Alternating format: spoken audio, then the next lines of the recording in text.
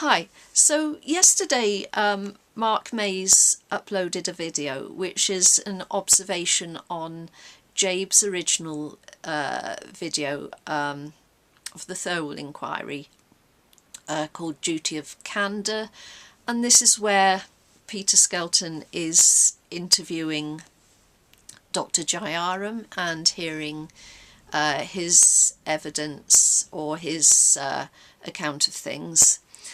And Mark Mays makes some really pertinent points about the language, and a lot of people had comments on the original video by Jabe about some of the things that Dr. Jayaram says, because it's unusual, and I would go so far as to say it's not normal.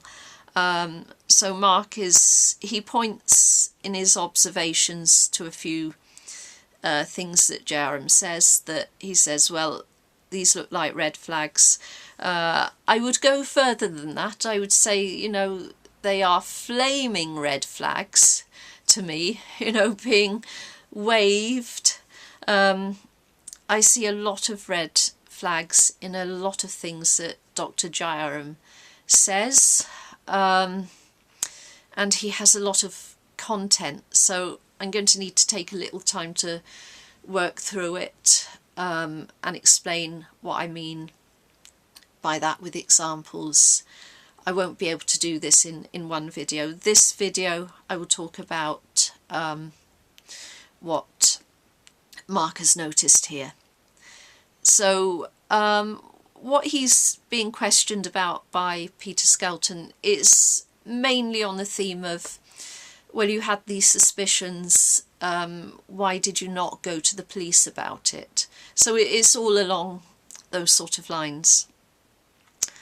So we were thinking the unthinkable, but we didn't have the evidence.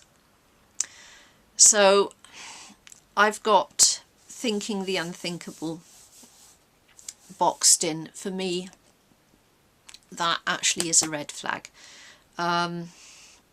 Jayaram says quite a lot of stuff like this, and on the face of it you would say, well, at that point, you know, people were daring to think that maybe someone was deliberately harming patients, instead of thinking, oh, it's just you know, people were ill and it was natural, you know, the babies were ill and it was natural causes. I'm actually responding to this a lot more literally. So we were thinking the unthinkable. It could mean you were daring to think, like I said, that maybe you should be looking for other causes, you know, investigating other causes, but maybe there was something unthinkable in the pipeline. So something unthinkable that was on the cards. I'm just going to say it like that, basically. We were thinking the unthinkable, but we didn't have the evidence. And what follows on naturally for me from that statement is, well, we had to jolly well find some evidence. We jolly well had to get some evidence to, you know, put the unthinkable into thinkable. So to make the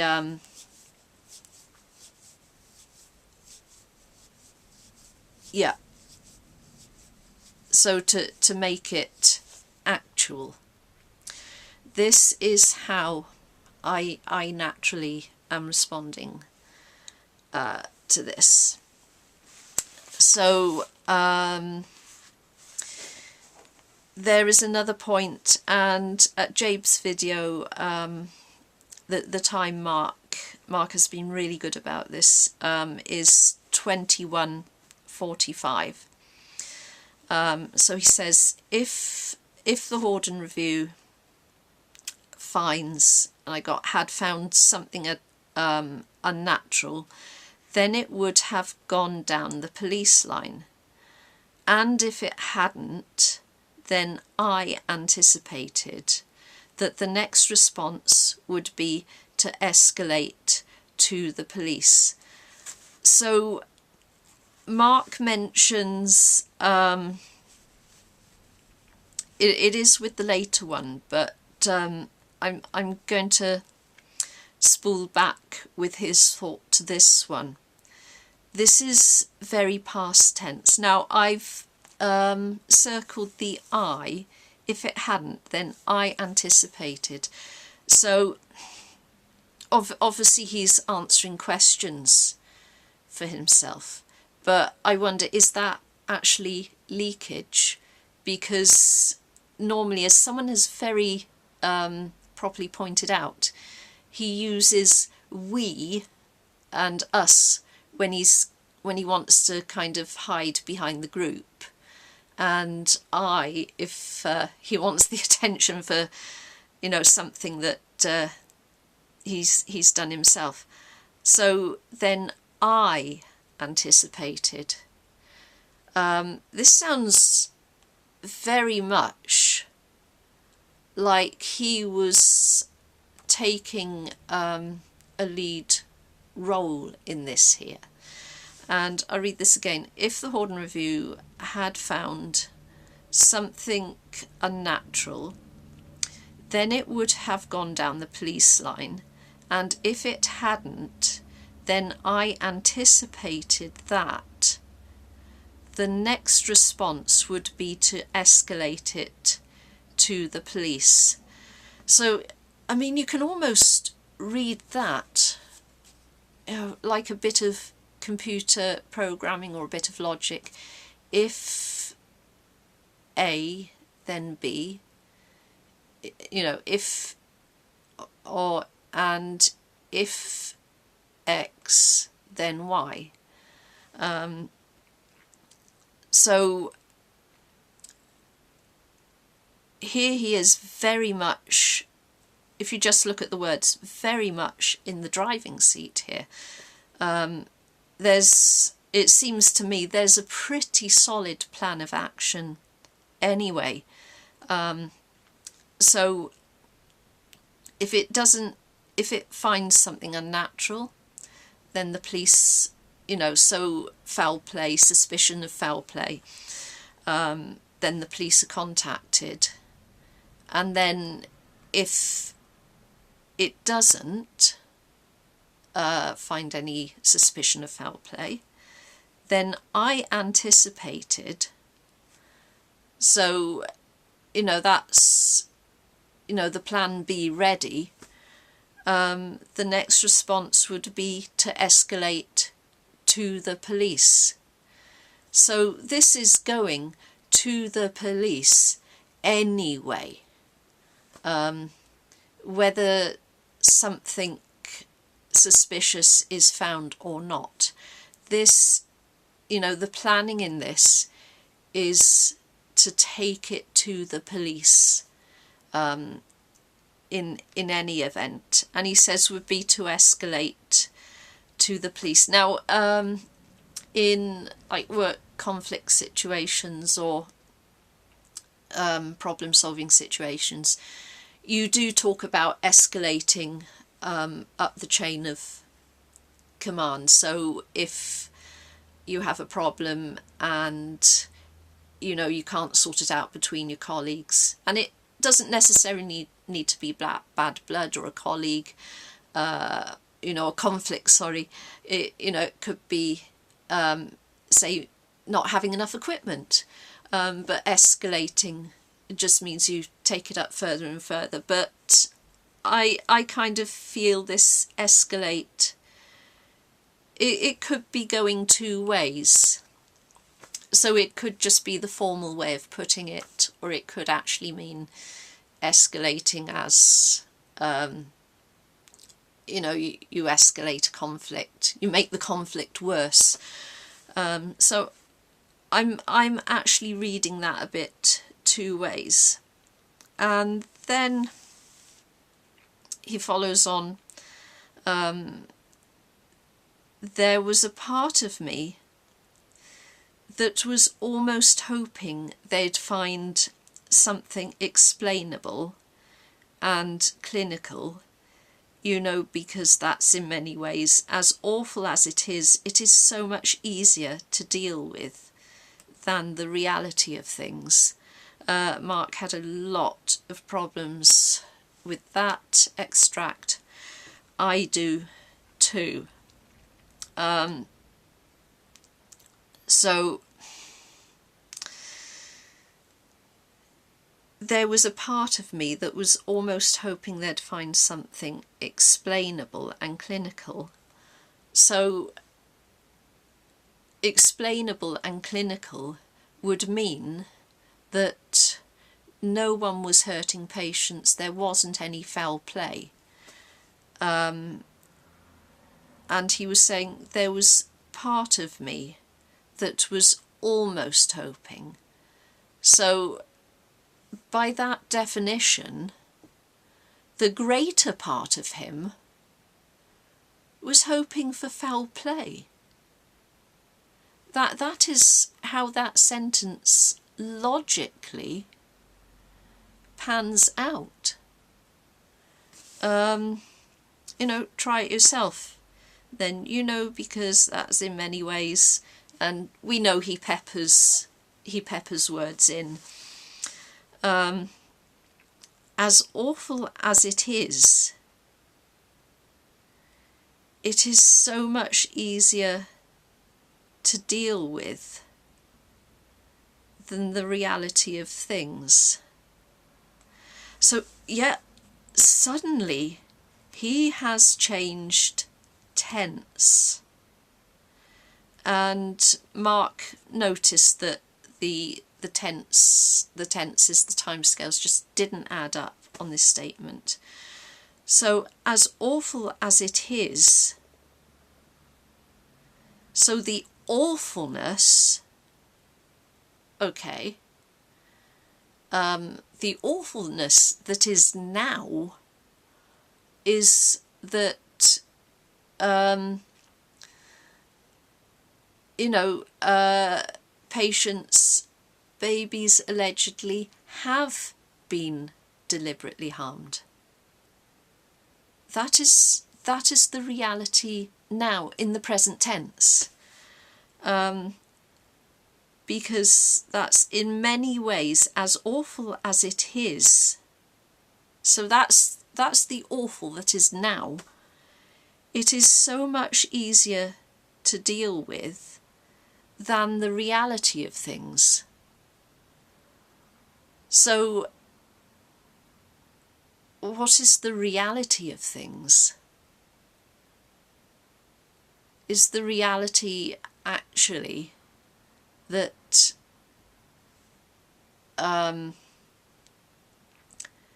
nothing, you know, Lucy Letby did not deliberately try to harm any babies? Is that the reality of things? Because it could so easily be read like that.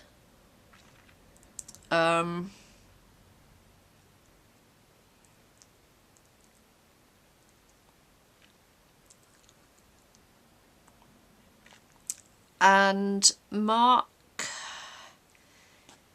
when he talks about the time references, so we go back to the beginning of that, if the Horden review and had found something unnatural, okay, so we're going back to the, was it pluperfect, had found something unnatural, then it would have, so a little, the tense is a little bit before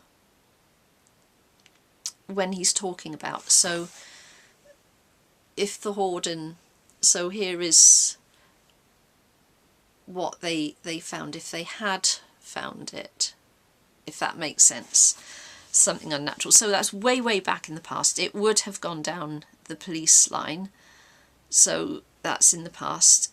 And if it hadn't, then I anticipated that the next response would be to escalate to the police. So that's still in the past, but moving forward. So what would have happened, then if something else happened, I would. But we're still in the past. There was a part of me that was almost hoping that they'd find something explainable and clinical. So that's in the past. So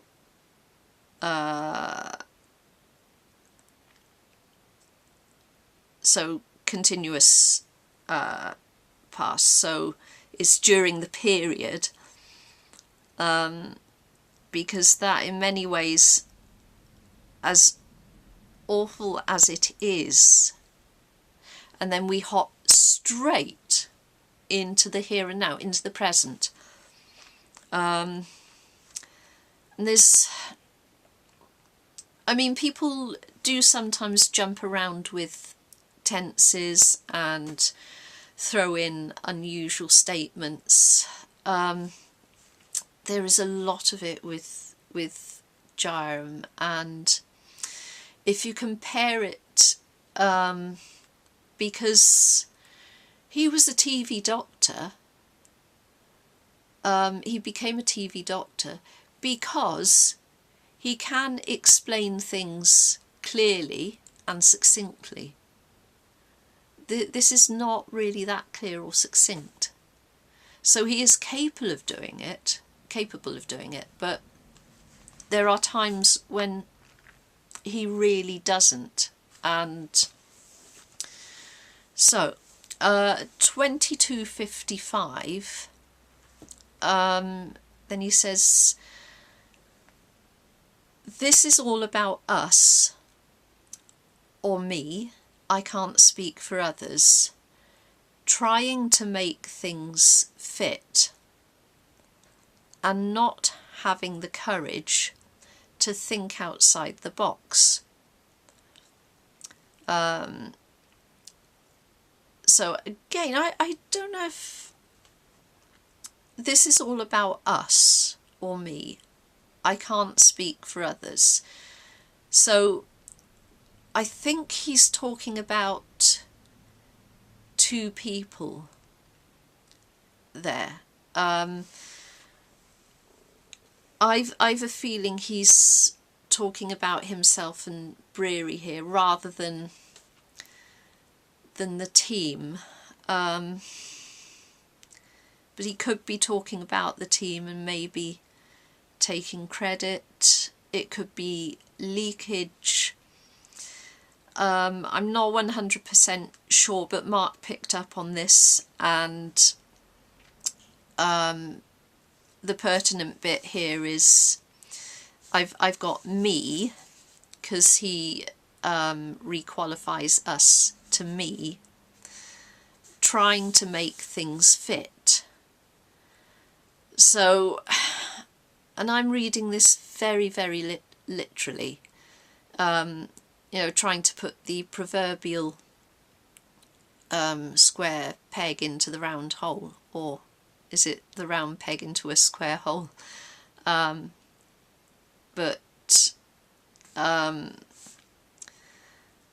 not having the courage to think outside the box.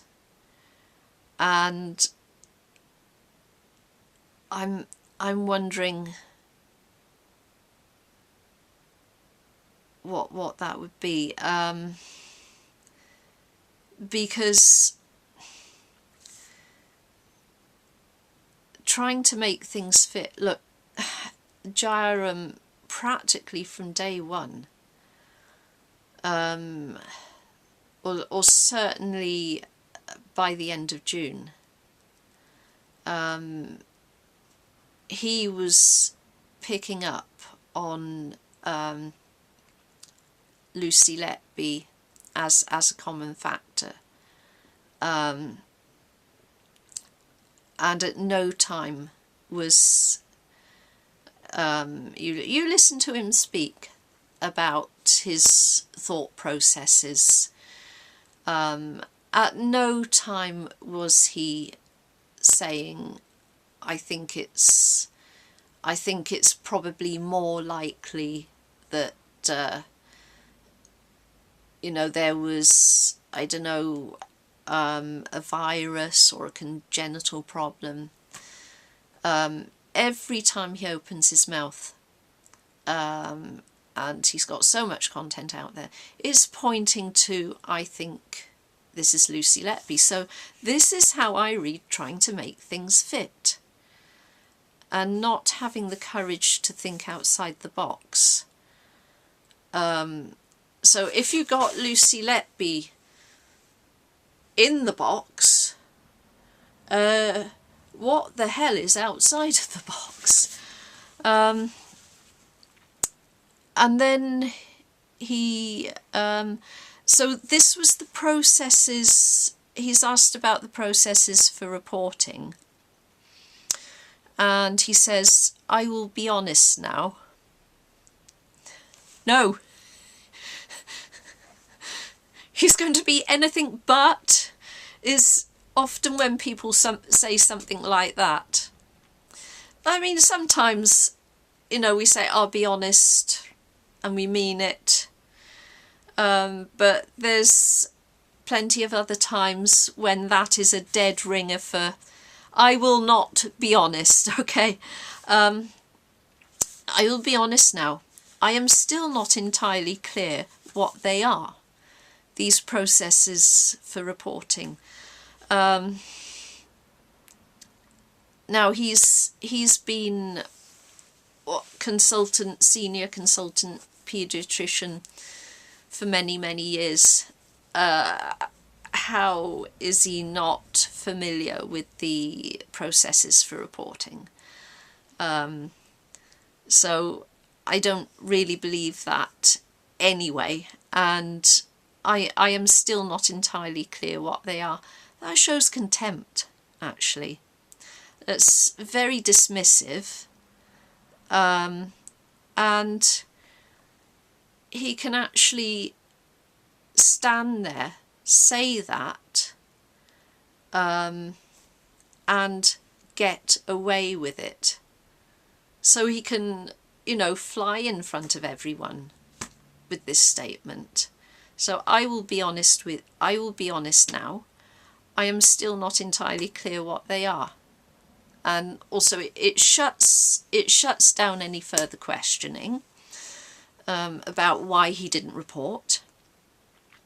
It does show contempt, and I think this is the third time he's shown contempt.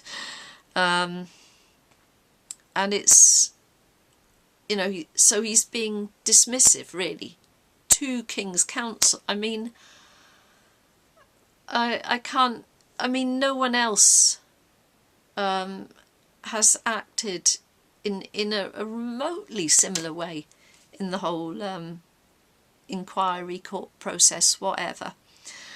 And then his thank you for having me, well, that's drawn lots of comment for of obvious reasons. You know, thank you for inviting me.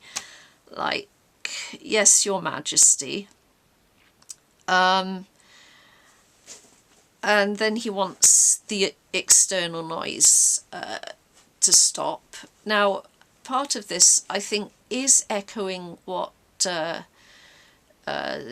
Thirlwell said, but I don't think he's bothered really about whether anyone else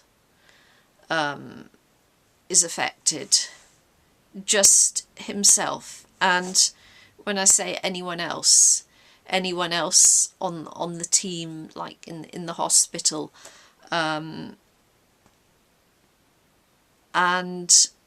obviously he talks about this external noise affecting the parents, but I think whatever he's perceiving as external noise is affecting him more. And you know, he'd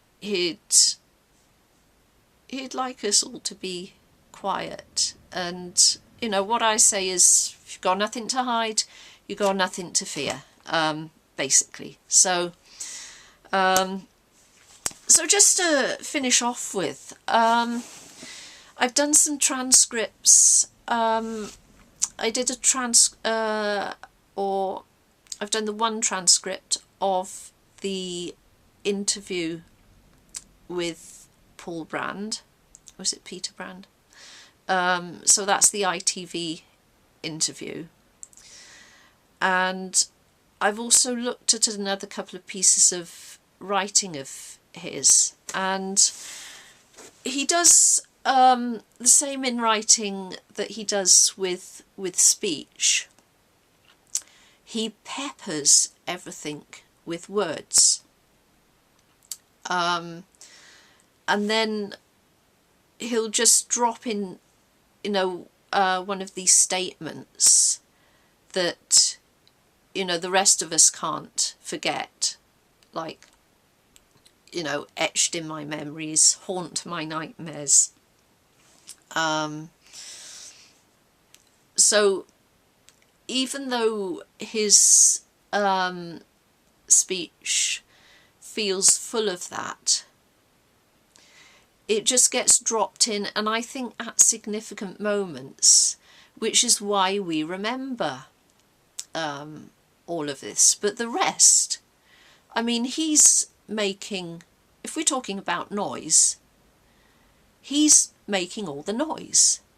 You know, this one person. So in the Paul Brand interview, when I actually typed out the transcript, you know, I did find it was mostly verbal fluff, obfuscation, if you like. And then there were, I think, 2 or 3 of these statements in the whole interview, but they kind of stuck out from where they were. So to date, he's got a collection of these little statements, and put together, they're